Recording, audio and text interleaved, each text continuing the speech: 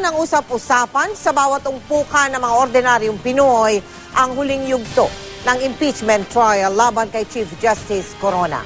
Ano nga ba ang saloobin ng ating mga kababayan sa nalalapit na paghuhukom sa punong maestrado? Yan ang tinutukan ni Michael Fahatin.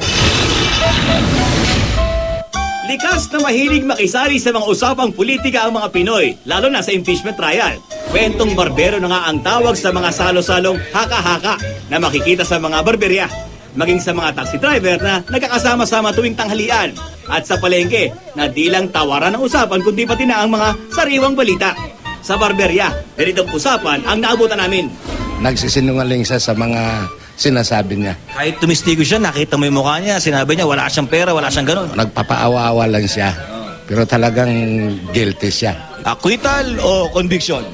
Condition, sir. Hindi condition, conviction. Conviction. Conviction, acquittal. Acquittal, sir. Bakit? Kasi maganda naman yung pinapaliwanag ni Chief Justice eh. So tingin mo, kumbinsido ka, convincing? Convincing, sir. Convincing. Ito, sir, convincing o guilty? Guilty. Dapat mag-resign na siya kasi sirang-sira na yung hudikatura natin. Para ma-save naman yung Supreme Court, umalis na siya. Baka naman pakita mo yung gupit kay sir dahil ikaw acquittal, ha? Hindi po, loyal na po ako dito, sir. Loyal, ha? Yes, sir. Sa kumpulan ng mga taxi driver naman, inalam namin kung naka-boundary na ba ang depensa o kulang pa ba ito para makumbinsi ang ating mga manong driver. Hindi ka kumbinsido?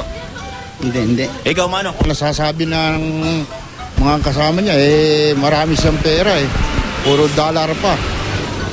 Nagtitipid daw siya, matipid daw siyang tao, nag-ipon daw siya. Sa ganung karaming pera, yung mga 10 taon, hindi niya kayang ipunin yun. Ikaw ba nakaipon ka na? Wala nga akong naiipon Pag tiningnan natin yung panig ng prosecution wala, impeach si Corona Pero pag tiningnan naman natin yung argumento naman ng depensa, ang patutunguhan, acquittance Mas maganda niya ipaubayan na lang natin sa Senado. Pero di lang sa mga umpukan pinag-uusapan ngayon ang itinatakbo ng impeachment trial. Sa Twitter, trending ngayon sa Pilipinas ang mga topic na may kaugnayan sa impeachment, tulad ng katagang palusot, ang pangalan ng taga-depensa na si Dennis Manalo at De Los Angeles, at ang taga-prosekusyon na sina Pariñas at Speaker Bermonte. Sa palengke naman, ano ba ang sariwang usapan ukol sa kanilang personal na hatol kay Chief Justice Renato Corona? Palagay mo ba, tigba o acquitted? Acquitted po. Bakit? Mahusay yung mga abogado niya. Yun ang pananaw ko. Sa panonood mo na impeachment, lantang gulay o fresh ang magiging resulta?